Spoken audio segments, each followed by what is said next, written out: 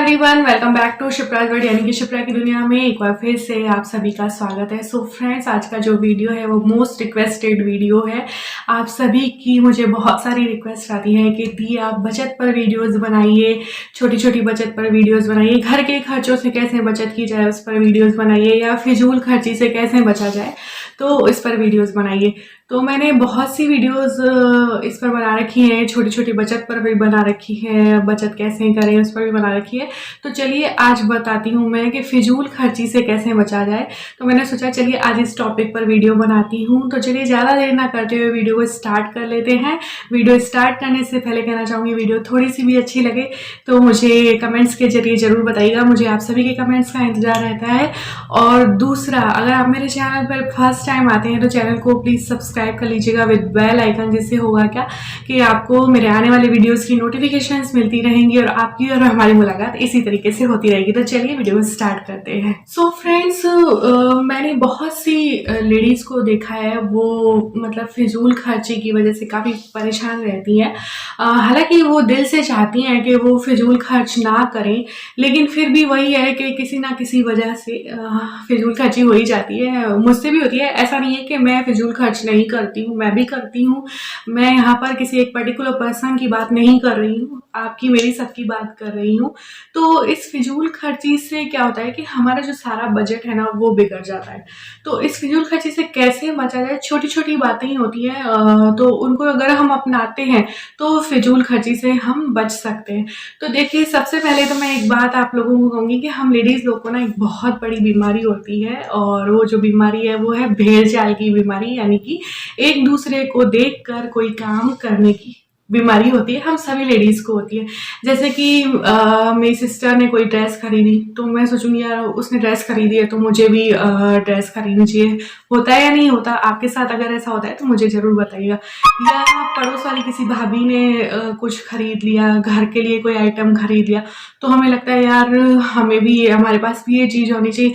उससे पहले हमें याद नहीं आएगा कि ये चीज़ हमारे पास होनी चाहिए या नहीं होनी चाहिए, लेकिन जैसे ही कोई दूसरा उस चीज़ को खरीदता है तब हमें अचानक से याद आ जाता है और हमें भी लगने लगता है कि हाँ हमें भी इस चीज़ की ज़रूरत है, तो हम फट से उस चीज़ को खरीदने लगते हैं और ये नहीं सोचते कि इस चीज़ की हमें ज़रूरत है या नहीं है। तो मैं सबसे पहले यही कहूँगी कि किसी भी चीज़ को आप खरीदने से पहले 3 से 4 क्वेश्चन हमेशा अपने आप से करें। जैसे कि वो पहला सवाल खुद से करना है आपको कि वो चीज़ आपके लिए यूजफुल है या नहीं। दूसरा सवाल, उस चीज की आपको अर्जेंट जरूरत है या नहीं, ये आपको अपने आप से दूसरा सवाल करना है। और तीसरा सवाल कि क्या इस चीज के बिना मेरा काम चल सकता है। तो ये 3 से 4 सवाल आप उस चीज को खरीदने से पहले अपने आप से करेंगे ना, तो आप फिजूल खर्ची से बच सकते हैं।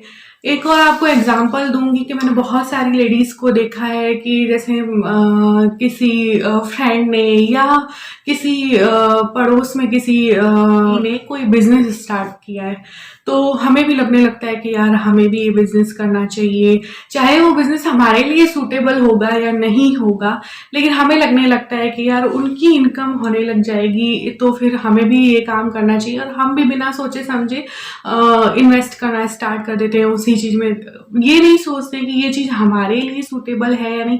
तो इन चीजों से मैं आप लोगों को कहूंगी कि बचना चाहिए। किसी दूसरे को देख के हम भी वही काम करें तो ये सब चीजें क्या है हमारे लिए, मतलब नेगेटिव इम्पैक्ट होते हैं इन सब चीजों के। आप अपने मन से कोई भी काम करें, अपनी खुशी के लिए कोई काम करें, कोई चीज खरीदें तो वो आप अपनी खुशी के लिए कर सकते हैं। लेकिन अगर आप किसी दूसरे को देख के वो काम कर रहे हैं तो ये बिल्कुल भी मेरे हिसाब से तो सही नहीं है, फिजूल खर्ची में भी, या कोई भी काम अगर आप कर रहे हैं तो।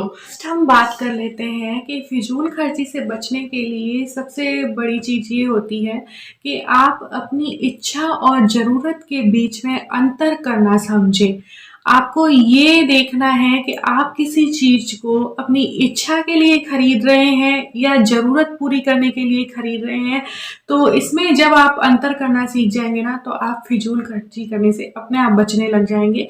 जैसे किसी चीज की अगर हमें इच्छा हो रही है तो हम उस इच्छा को थोड़े टाइम के लिए रोक भी सकते हैं, और हाँ अगर आपको जरूरत है उस चीज की तो आप बेशक उस चीज़ को खरीदिए, वो जो है फिजूल खर्ची में नहीं आता है। ज़रूरत पूरा करना फिजूल खर्ची में नहीं आएगा, लेकिन अपनी इच्छा को पूरा करना ये ज़रूर मैं कह सकती हूँ कि फिजूल खर्ची में आता है। मैं ये नहीं कह रही कि अपनी इच्छाओं को पूरा ना करें आप, एक ही लाइफ हमें मिलती है, भगवान ने हमें एक ही लाइफ दी है, तो आप अपनी सभी इच्छाओं को पूरा करें, लेकिन समय देखकर आप उन सभी इच्छाओं को पूरा करें। जैसे कि अभी आप लोग देख रहे हैं कि लास्ट ईयर जो भी कोरोना की वजह से हम लोगों ने जो भी फेस किया, तो उससे काफ़ी चीज़ें हमने सीखी भी हैं। जैसे मैंने तो बहुत कुछ सीखा कि कम संसाधनों में कैसे काम चलाया जाता है, क्योंकि उस वक़्त घर में रहना बहुत ज़रूरी था और बाहर निकलना तो देखिए बिल्कुल ही मना था। तो हम कम चीज़ों में भी खाने-पीने की भी सारी व्यवस्था करते थे। कपड़े वगैरह की कोई भी हम लोगों ने खरीदारी नहीं की, क्योंकि आना-जाना नहीं था बिल्कुल भी। तो इस चीज़ से मैंने एक बहुत बड़ी बात सीखी कि ज़रूरी नहीं है कि हम हाथों-हाथ किसी चीज़ को खरीदें। जो उपलब्ध संसाधन है उनसे भी हम अपना काम चला सकते हैं। तो ये एक बहुत बड़ी चीज़ मैंने इस दौरान, इस 1 साल के दौरान सीखी है। तो मैं यही कहूँगी कि आप सीखें, उपलब्ध संसाधनों से काम चलाना सीखें, तो आप फिजूल खर्ची से बच सकते हैं। यहाँ पर एक बात और आप सबके साथ फिजूल खर्ची से बचने के लिए शेयर करना चाहूँगी कि जैसे ही हम लोग मार्केट जाते हैं, तो मार्केट में बहुत सारी अट्रैक्टिव चीज़ें हमें दिखाई देती हैं, तो हम उसी वक़्त अट्रैक्ट होने लग जाते हैं उन चीज़ों को देखकर। तो अपने आप पर मतलब संयम जब तक हम नहीं रखेंगे कि देखिए, आँखों को तो बहुत सी चीज़ें खूबसूरत लगती हैं, लेकिन ज़रूरी नहीं कि हम उस हर चीज़ को उठाकर घर पे लेकर आ जाएँ। तो सेल्फ कंट्रोल भी एक चीज़ होती है, उससे मतलब आप फिजूल खर्ची से बच सकते हैं, क्योंकि मार्केट में जाएंगे तो हमें तरह तरह की चीज़ें देखने को मिलेंगी, हमें लगेगा भी ये भी ले लो वो भी ले लो, लेकिन ज़रूरी नहीं कि वो सारी चीज़ें यूज़फुल हों हमारे घर के लिए। तो एक सेल्फ कंट्रोल भी हमें अपने अंदर खुद से डेवलप करना होता है। बहुत सी जगहों पर मैं ये काम करती हूँ, बहुत सी चीज़ें मुझे अच्छी भी लगती हैं, लेकिन मैं उन्हें छोड़कर आ जाती हूँ क्योंकि उनकी ज़रूरत नहीं होती है। तो इस तरीके से भी आप फिजूल खर्ची से बच सकते हैं। इसके अलावा भी जैसे आप फिजूल खर्ची से बचने के लिए बहुत सारे छोटी-छोटी बातें होती हैं। जैसे आप कपड़े हैं, तो वैसे मैं बहुत ज़्यादा शौकीन हूँ कपड़े खरीदने की, सैंडल्स खरीदने की, बैली खरीदने की, लेकिन अब थोड़ा-थोड़ा मैंने कम किया है, क्योंकि बहुत ज़्यादा मैं भी एक समय था जब ये सब चीज़ें खरीदा करती थी, मतलब अननेसेसरी बाइंग जिसे बोलते हैं वो किया करती थी। तो फिर धीरे-धीरे मैंने अपने अंदर सेल्फ कंट्रोल को डेवलप किया और समझा इस चीज़ को कि मुझे अभी किस चीज़ की ज़रूरत है और किस चीज़ की ज़रूरत नहीं है। जब ये चीज़ मैं समझने लगी, तो मैंने इस चीज़ में मतलब थोड़ी-सी लगाम कसी अपने ऊपर भी। तो इन सब चीज़ों के लिए आपको छोटी-छोटी बातें बताती हूँ। जैसे आप कहीं भी, हम लेडीज़ लोग को ही लगता है कि ये ड्रेस हमने उस पार्टी में पहनी थी, इसने देखी है, उसने देखी है। बाकी वैसे कपड़ों पर कोई इतना ध्यान नहीं देता है, लेकिन हम लोगों को ऐसा लगता है कि इसकी शादी में ये साड़ी पहनी थी, तो इस शादी में हमें ये साड़ी नहीं पहननी है। तो इन सब चीज़ों के लिए मैं आपको बताती हूँ कि आप मिक्स एंड मैच करके भी कपड़ों को पहन सकती हैं। जैसे आपने घेर कोई और पहना है, आप ऊपर जो ब्लाउज है वो कुछ और पहन सकती हैं, उसके साथ कंट्रास्ट दुपट्टा ले सकती हैं। इस तरीके से मिक्स एंड मैच करके भी कपड़ों को आप डिफरेंट लुक में अपना जो लुक है वो डिफरेंट कर सकती हैं। तो इसके लिए ज़रूरी नहीं है कि आप हमेशा ही नए कपड़े खरीद कर आएँ या नए जो है ज्वेलरी वगैरह खरीद कर आएँ। आप मिक्स एंड मैच करके बहुत सी चीज़ें जो है कर सकती हैं और नया लुक भी अपना क्रिएट कर सकती हैं। और इसके साथ ही जैसे जब भी आप कभी शॉपिंग करने जाएँ, तो ये तो मैं टिप्स आपके साथ हमेशा ही शेयर करती हूँ कि लिस्ट बनाकर जाएँ। लिस्ट बनाकर अगर हम शॉपिंग वगैरह करने जाते हैं, तो जो है अननेसेसरी बाइंग नहीं होती। अदरवाइज हम बिना सोचे समझे आनन-फानन में जो मन में आता है वो चीज़ें हम खरीद लेते हैं और हमारे बजट को भी बिगाड़ लेते हैं। तो यही बस कुछ छोटी-छोटी बातें हैं जो हमें फिजूल खर्ची से बचा सकती हैं।